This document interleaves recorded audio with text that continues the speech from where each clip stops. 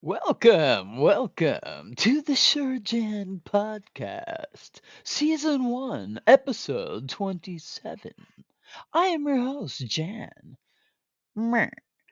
I am the only host today, and I will entertain you with all the crap I usually do. Anyway, it's just me today, and I don't have any other thing to start my podcast off with but a peeve. I have to always start it off with my anger peeves because I drive in crappy ass California traffic and yeah, it sucks.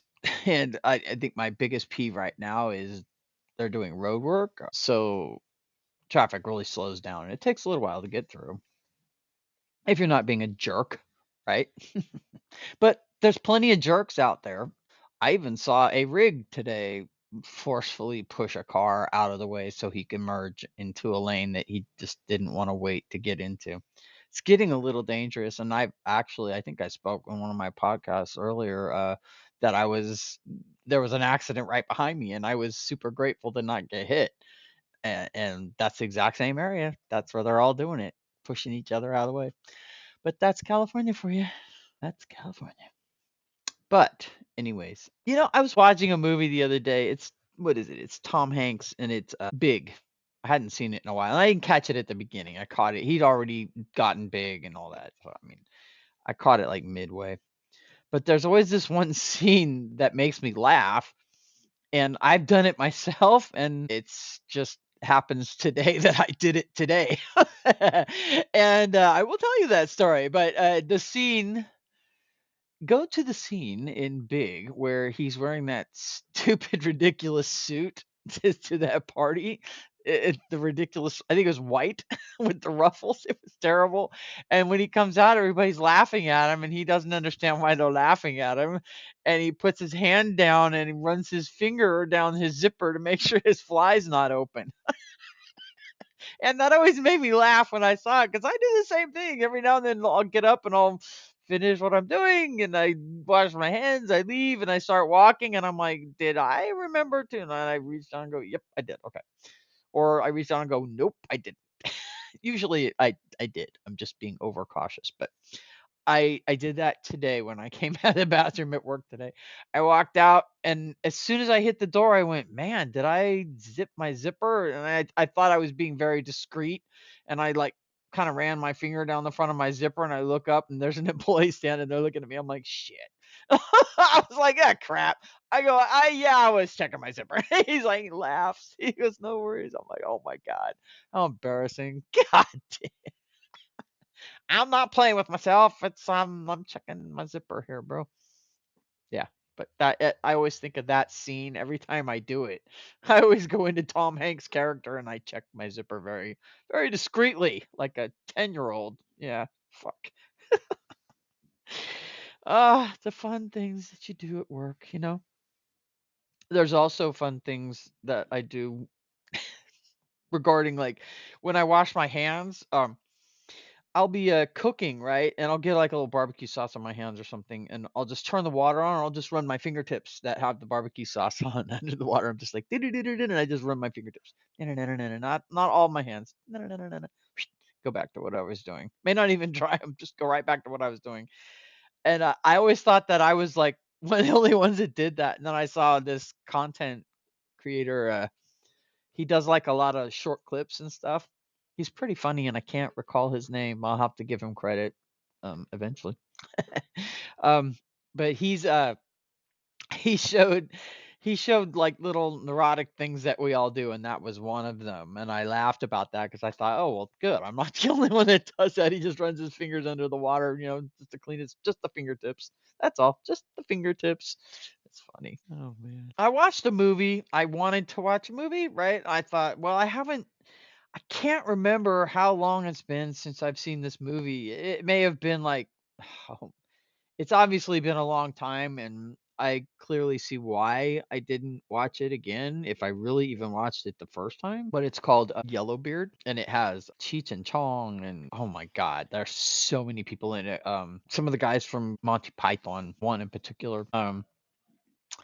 It's just I really tried to get through it. It was so bad. I was like, "Wow." Had a really hard time getting through the end. I was, like, falling asleep. It was so crappy, but yeah, and I was sad because I wanted it to be good, but I didn't like it. You may like it. I didn't like it. I mean, it's basically Yellowbeard, escapes the prison, but the authorities let him because they want him to lead them to where his treasure is buried, okay? So that's basically the whole thing.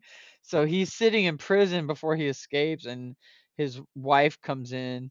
Or I don't know if it's his wife, or I can't remember if it's his wife or his like the woman he's been with for all forever, and tells him that he's got a 20-year-old son that he doesn't know about. He's like, "What?" And then they say something else, and then he finds out that he's an intellectual, which of course is a shame because he's like a pirate, so he doesn't he's not happy about that. But yeah, it wasn't a great movie. It was a little, and it had a lot of people in it. Like it had Madeline Kahn in it, and I love Madeline Kahn. She was his wife. I think she was like wasted in that role. It was wasted. She's so much better than what she could have done there. So I don't know if you want to check it out. Yellowbeard, unfortunately. What else? Anyways, I thought that it might be funny to talk about. I've been in warehouse business for a while, one way or another. I've drove a lot of forklifts, stand up, sit downs, it doesn't matter. But when you drive those, you end up with some funny stories or just odd stories, things that happen, and you're like, oh my god. Like, for instance, the very first forklift I ever drove, um, I had no business being on that thing. I I thought I could do it, and honestly, I was doing good until yeah, it was like Thanksgiving weekend, and yeah, there was like a height difference in the doorway from one warehouse room to the next. Like you'd have to go low to go through, and I didn't realize I was still as high as I was, and I hit it. I struck it, and I bent the mast and couldn't get it to go back down. So the mechanic had to stay and fix it. And I remember how mad he was at me. Man, he was mad because it was Thanksgiving weekend. Boy, he was pissed, and they made him fix it. Yeah, I felt bad. I felt bad. I was like, oh, jeez. Yeah. I didn't obviously get to drive the forklift anymore, but I learned from that lesson that you must watch your forks. You must watch your forks, which is why I did the same thing again at my other job. Yeah, but it was even lower. Like we could barely get under, and I clipped it. But yeah, so we all make boo boos, right? At least I accounted for all of it. So, um, but I did when I was at one of my jobs, we'd have to go to a certain area to pick up the product and take it to either like go out or whatever, or go to storage. So they would give us an aisleway number and like a location number, which is how most of them do it. There's an aisleway number and a location number. It's usually like A, B, C, D, and aisle whatever. So I would get it on my computer where it wanted me to go pick up the next thing, a pallet, a product, and I would look at it and it would say A32, and I'd be like, okay, and I'd take off and I'd go to pick it up and I'd scan it and it would go beep, boom, which would mean that it's not the right product. And I'm like, what the heck? And I know I'm at A23. And even then, I didn't know I had dyslexia. I knew something was wrong, but I didn't know I had it then. I was like, "Oh man, what is going on?" But yeah, it wasn't until I got my bachelor's that I found out that I had dyslexia. Pretty quick, actually. It just kind of sucked because that I could have used that when I was in high school. Would have been helpful. It was mostly like in math. That's where my dyslexia would just kick my ass. But I've learned to overcome. Now, where the hell was I? Oh, forklifts. Oh, geez. Yeah. So, yeah, that would send me all over the warehouse. So my numbers would just be like, "What are you doing?" I'm like, "I know, I know." But yeah, I figured out a way to make that better. So I fixed that. But I did have this incident because I'm happened to be on a forklift this week. I was going to get this stack, right? And I go to get it and I kind of hit it, right? To kind of pack it up so it was nice and snug instead of wobbly or whatever. So I kind of hit it and I didn't realize there was like a giant pile of freaking flour in one of the areas on the pallet or on the box or whatever, and it freaking fell onto me, but it just missed me and fell to the front of the forklift and hit the fan that I had running. Just whing, and it just went whoo, and just coated me and the forklift and the whole entire area. It was almost like you could see it was like a dusting of my forklift and me. You could see dust and flour everywhere except where I was and the forklift was behind me. It was a mess. Oh man, it hit that and just went. That's all I heard. I was like, oh shit. Yeah, that was fun to clean up. It's still in my mouth, I'm sure. Disgusting. Now I need to go brush my teeth. I'll be right back. Yeah. But yeah, so funny stuff happens like that. You never know. I mean, that's how people get hurt too when things come off and they don't see them over their heads. So got to be more careful on that. But I did have one from when like maybe my second year at this position I'm in now, but we were trying to get these slip sheets off of top of a pallet. I don't know if you know what a slip sheet is, but if you're in a warehouse, you use slip sheets to like, you put your product on top of it, it protects it from whatever's underneath, and it keeps it from sliding around. And it's common to use a slip sheet under a lot of products.